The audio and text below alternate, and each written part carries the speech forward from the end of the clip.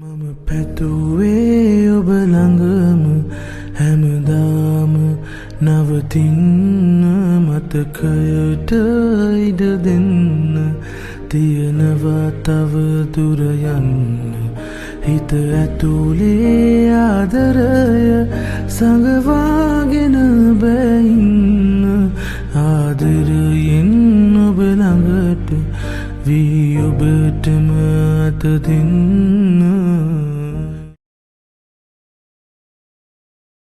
Hi යාළුවනේ, ඔයාලට කොහොමද? ඔන්න අදත් මම ආවා ඔයාලත් එක්ක ලස්සන කතාවක් අරගෙන. ඒ කතාව ඇතුලේ ආදරය, සෙනෙහස, රැකවරණය එක්කම අපේ සුන්දර අත්දැකීම් ගොඩක් බෙදා ගන්න පුළුවන්. ඉතින් අදත් මම ඔයාලට අරන් එන්නේ සතියන්තයේ දවස් කීපයක්. ඒ සුන්දර අත්දැකීම් විඳගන්න මාත් එක්ක එකතු වෙලා ඉන්න කියලා මම ඔයාලට ආරාධනා කරනවා.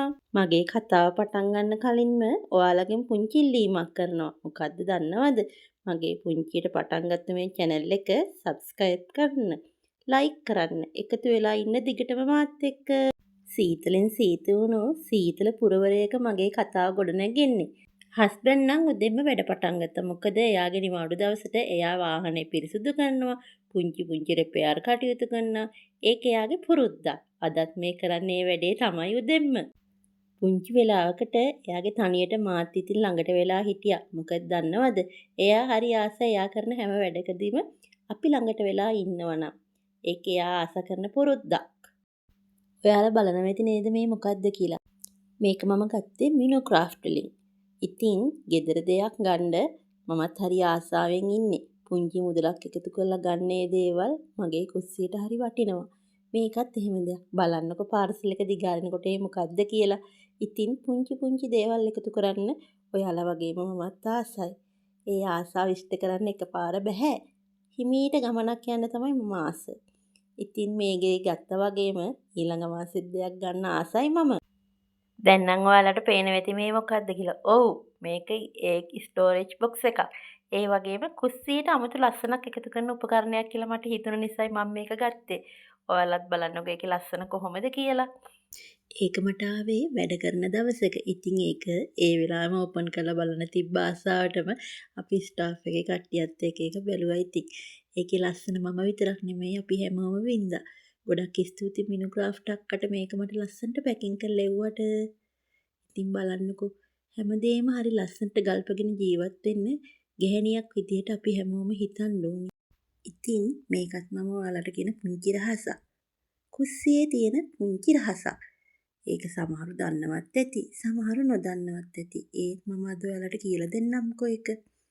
අපි මිරිස් 3-5 වගේ කුළුබඩු දේවල් රැස් කරලා තියාගන්න එක්ක ජෑම් බෝතල් නැත්නම් වීදුරු බෝතල් වලනේ. ඉතින් මමත් මේ වීදුරු බෝතල් වලට ආසාවට වගේ කුළුබඩු වල ස්ටිකර් ඇලෙව්වා. ඒ ස්ටිකර් කාලයක් යද්දී කිලුටු වෙලා, කැත වෙලා වගේ තිබුණ නිසා මම මේ ස්ටිකර් ගලවන්න තමයි තීරණය කරේ. මේ ස්ටිකර් ගලවන්න මට ක්‍රමවේදයක් හොයාගන්න පුළුවන් වුණේ YouTube හරහාම තමයි. බලන්නකෝ ඒ රහස මොකද්ද ටික පැත්තකට අයින් කරලා මම ඉස්සලම කරේ මේ ජෑම් බෝතල් ටික හොදපු එක.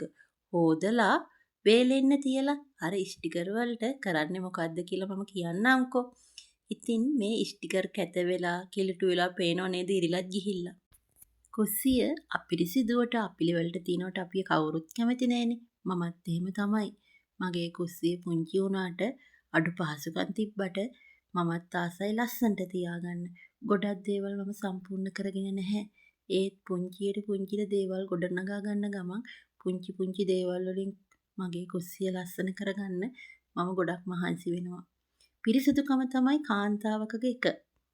දෙක තමයි අපි උයන කෑම වල රස, ගුණ එක්ක අපි ළමයින්ට සැමියට කන්න දෙන එක. ඉතින් පුංචි වැඩ ගොඩක් අතරේ මම වේලගත්තු බෝතල් වල පොල් තෙල් ටිකක් ආලේප කරන්න තමයි මේ ලෑස්ති. ඒක තමයි මම ඔයාලට කිව්ව රහස. ඒ පොල් තෙල් ආලේප කරපු වීදුරු බෝතල් ටික ආයෙමත් මම අවුවේ තියනවා. හොඳට වේලෙන්න ඕනි. අර පොල් තෙල් උරා ගන්න ඕනි. ඉතින් අවුවේ තියපු මේ බෝතල් ටික මං ඇතුළට අරගෙන හිමීට මම ස්ටිකරේ ගලවන ලස්සන බලන්න. ඒක තමයි මං ඔයාලට කිව්ව රහස. අපි පොල් තෙල් ටිකක් ගාලා අවුවේ පැයක් දෙකක් තිබ්බම අර ස්ටිකරේ පහසුවෙන් වීදුරු බෝතල් වලින් අයින් කරන්න පුළුවන්. අපිට අවුව නැතිම අවස්ථාවක අපි පාවිච්චි කරන හෙයාර් ඩ්‍රයර් එක පාවිච්චි කරලා මේක උණුසුම් කරන්න පුළුවන්. ඒ උණුසුම් කිරීමෙන් අපිට වීදුරු බෝතල් වල තියෙන ස්ටිකරේ පහසුවෙන් ඉවත් කරන්න පුළුවන්. ඔයාලා ඒක දන්නවද? අපේ කුස්සියේ පුංචි පුංචි රහස් මම ඔයාලට ඉස්සරහටත් අරන් එන්නම්කෝ. මේක එක රහසක් විතරයි. ජීවිතේ බොහොම දේවල් අපි ඉගෙන ගන්න ඕනි. අපි සරලව පටන් ගන්න ඕනි. මේ හැමදේම ලස්සනට කරන්න ඕනි. පිරිසුදුව පිළිවෙල එක්ක ජීවිතේ ලස්සන ගමනක් යන්න පුළුවන් වෙන්න ඕනි. ඉතින් අදත් ඒ වගේ පුංචි රහසක් අරන් ආවා. ඔයාලට ඉස්සරහටත් මම මේ දේවල් අරන් එන්නම්කෝ.